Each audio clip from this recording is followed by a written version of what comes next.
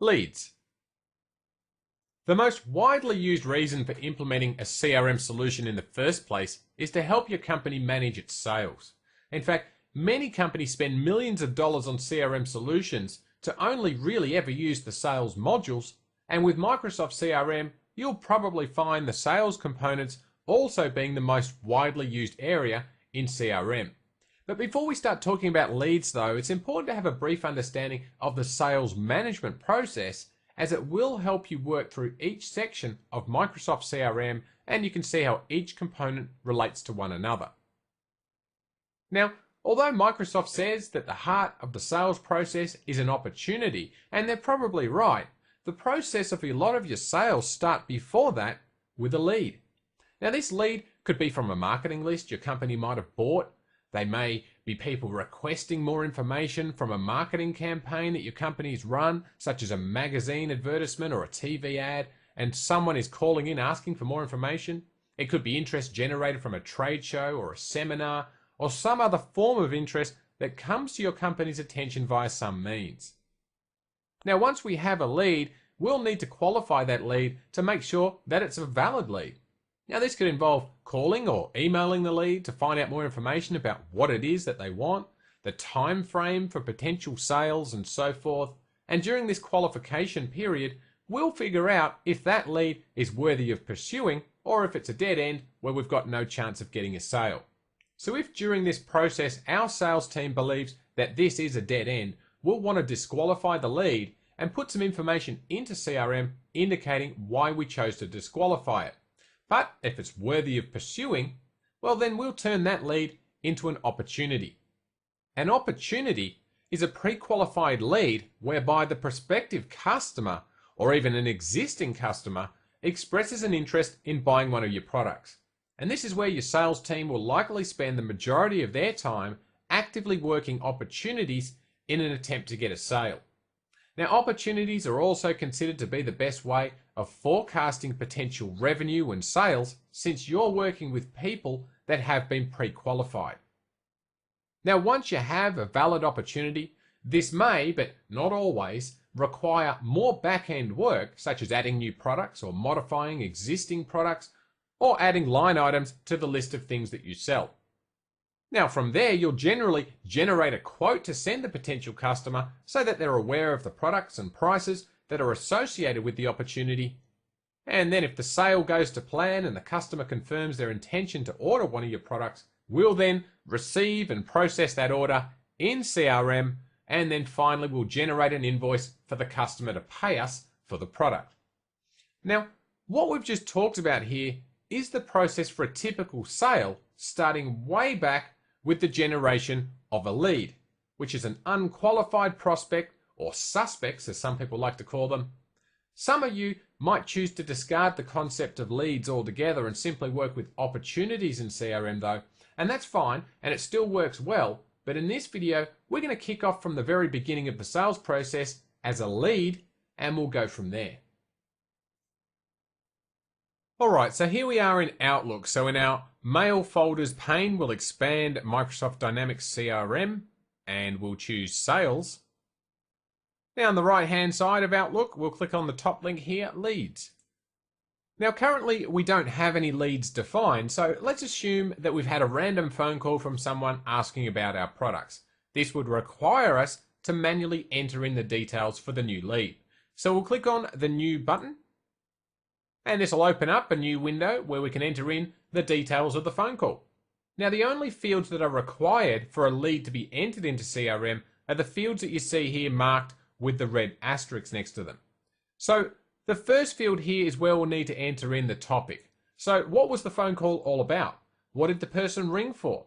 So let's enter in a topic. We'll say that the caller was interested in Winstructor CRM for training videos.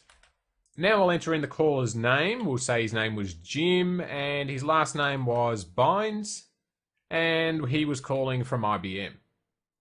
Now, we can of course enter in a lot more details than what's simply required here, but I'm going to skip the obvious things like his phone number and so forth, although in the real world, the more information that you can gather from the lead, the better your chances of turning that lead into an opportunity and eventually into a customer.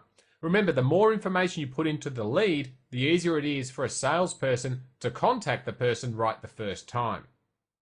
Now also note that over here on the right under our rating drop-down box here, we can even capture what the general mood of the call was like, either hot, warm, or cold. Hot, of course, meaning that Jim here was really receptive to buying our products, and cold, meaning there's not much chance of a sale. Now on the next tab, the Details tab, we could enter in an address for Jim, as well as company-specific information such as their annual revenue and number of employees, information that we're probably not all that likely to glean from a single incoming phone call, but nonetheless, these fields are available should you ever be able to capture that sort of information. Now down at the bottom here, in the lead source field, we can also capture where Jim found out about us, such as from an advertisement, a referral, a seminar, a trade show, the web, and so forth. So I'm going to say word of mouth here, and it's important that you do fill in these fields because it's going to help your company identify where your marketing is getting results and where it's not. Your marketing team will be able to look over these leads and find out what form of advertising is bringing in the leads, and that's going to save your company money and improve your sales by weeding out those advertising mechanisms that aren't producing results. Now, if this lead was the result of a marketing campaign, not just a window shopper who just happened to find your company, but someone that's responded to an active marketing campaign like a magazine ad or a TV ad, on the Administration tab, we could also link this lead to a source campaign. So we could add this lead to a marketing campaign by clicking on the lookup icon here and then selecting a campaign if you've already created one and then clicking on OK. But at this time you'll note that I don't have any campaigns to choose since we haven't created any yet, and that's something that we'll be talking about in another video. Now we can also set how this lead would prefer to be contacted by us in the future, either by email, phone, fax, or regular snail mail. Or we could just leave it set to any if they're not particularly fussed about how we contact them. And below here we can choose what sort of contact methods will allow for this lead. So if they're happy to receive email, we'll leave that to allow, but if they don't want faxes for argument's sake, then we'll set that to do not allow. Alright, now do they want to receive future marketing materials from us, yes or no? So we'll say yes, and we could also set the last date that this lead was included in one of our campaigns. Now finally, on the Notes tab, we have this free text field where we can write down anything we like about our conversation or communication with that lead, things that might help further along our chances of a sale. And remember that other people will be able to come in here and take over this lead, so providing useful comments is certainly going to help. Alright, well at the top here we'll click Save, and now our lead is officially in CRM and available to us to action, qualify, and hopefully turn into an opportunity. Now, we could also generate leads from emails as well. Now, you may have situations where you've received an email from a person that's inquiring about your products, or perhaps you have a contact form on your website and someone's filled in some information, and at this point in time you have an email address by which you can reply to the inquiry. So let's close this and we'll go and open up a new email, and I'm just going to send this email to Bob, who just happens to be a member of this company, but that's okay because we could use this email to just simulate a conversation with an external prospect. So under the subject field, we'll enter in a subject, we'll call it training here, and in the body of the message, we'll say, "Hi Bob, what products are you interested in?" Now, since this is something that we should be tracking in CRM, up the top here, we're going to click the Track in CRM button, and now we'll click Send.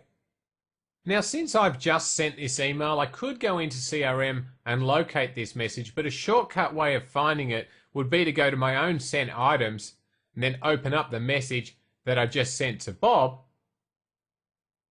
And then up the top here, we'll click on View in CRM. Okay, so here's the message which is being tracked in CRM, so we can now take this email and convert it into a lead if we like. So up the top here in the menu bar, we'll click on Convert Activity, and we'll choose to convert it to a lead. So here we can enter in some basic details for this lead, and you'll note that these are the same required fields that we had when we created a lead a moment ago. So we're going to enter in the first name as Bob, and we'll set the last name to Jones. For the company, we'll just make up a company, XYZ Labs. We'll leave the email address as it is, as it's already been populated from the email itself. And when we click OK, if we leave these two boxes here checked, it's going to open up the new lead so we can populate it with more information, and then it's going to close this email form, which is this window here behind us. So we'll click on OK. And as expected, we're now presented with a lead form for Bob, which we can fill in exactly the same way as we did earlier. All right, so let's assume for the moment that we've filled in all of these forms here. So we'll click on Save and Close. All right, now back in Outlook, under our Sales heading here, we'll click on Leads, and here's where we'll find all of the current leads that we have going at the moment. Okay, so let's open up one of these leads here, and let's assume that we've made initial contact with this lead, and we want to ensure that we follow up with this lead at a later date. So up the top here, we'll click on Follow Up, and this will open up this little side panel here, and we can use this to add in an activity. All right, so under our activity type, let's say we're going to do a phone call here to Bob. So in the subject field, we're going to say follow up in a week, and then we'll use the date picker below to set it 1 week from today, and we'll assign this task to ourselves, although of course we can click on the lookup icon here and assign it to somebody else if we like. And for now, we'll click Save. And now if we go over here to the left-hand side and click on Activities, you'll see here that we have an activity assigned to us to call back this lead. So fast forward 1 week, and let's say that we've called this lead and we either have good news or bad news. Either the lead is hot and they're interested in buying something, or they're cold and they don't want to do business. Well, to track what's going on, up the top here we'll click on Convert Lead, and from here we can qualify and convert this lead into an account, a contact, or an opportunity, or down the bottom we can disqualify this lead and mark this lead as lost, can't contact them, they're no longer interested, or it's cancelled. So let's set this to no longer interested, and we'll click on OK. Now as you can see, this is going to grey out the lead in question since it's now been disabled, but it does remain in CRM for reporting purposes. But if this lead again becomes active, for example, say Bob here decides he's changed his mind and he wants to talk to us again, we'll come up here to the Actions menu and then we'll choose to reactivate the lead.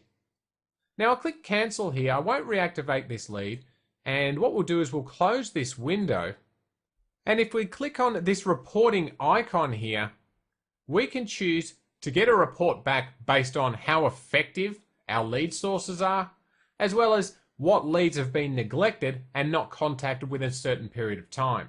So although we're not really concerned with reports in this video, let's click on the first report, and we can choose to run it against all records that are applicable, only those that are selected in the window behind, or all of the records in the window behind us.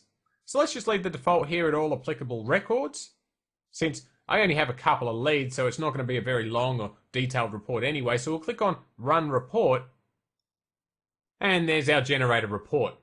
Now it didn't take very long for my report to run, since I really don't have any meaningful data in my CRM implementation, but in a large company where CRM is being used heavily, this could take a while. All right, well, it's here that we can see a quick overview of how effective our lead generation has been, along with details such as how many leads actually made us money. Now, if you do want to save a copy of this report, you can either print it using this print icon up the top here, or from the drop-down box here, you could select any of these file types and then choose to export it. All right, well, let's close our report here. And the final thing that you really need to know about leads is that you can either share them with other users or assign them to other people if you like. So if we select one of our leads from the list here and then click on the assign icon, we could either assign it to ourselves or assign it to somebody else. However, if we cancel this and then double click on our lead, and then come up to the Actions menu, from here we can also assign and share the lead. So let's click on Sharing, and this opens up a new window here where we can add in users or teams. So let's select that, Add User or Team, and this defaults to User here, so we'll click on the lookup icon, and we'll select a user from our list here, let's say Betty Smith, and we'll add her and click on OK. And now that we've added Betty in here, we can also assign permissions to each user or team so we can control what sort of access they have to this lead. So by default here, Betty can read the details of the lead, but she can't update it or delete it or write to it, nor is she able to assign it or share it with anyone else. Now, if we no longer want Betty to be able to access this lead, we can click the little checkbox on the left of her name and then choose Remove Selected Items. And then she's no longer going to have access to this record. So as you've seen in this video, working with leads is a pretty easy thing to do, although some of you listening to this video won't even bother with leads. Some of you will move straight onto opportunities, but that decision will come down to how you guys run your own sales process. Either way, leads are a pretty useful method of tracking expressions of interest from potential customers. So hopefully once you've qualified your leads, you'll be ready to move on to the next step in the sales process where you'll be taking those qualified leads and converting them into working with opportunities. So we hope you've enjoyed this video and would like to thank you for supporting Winstructor.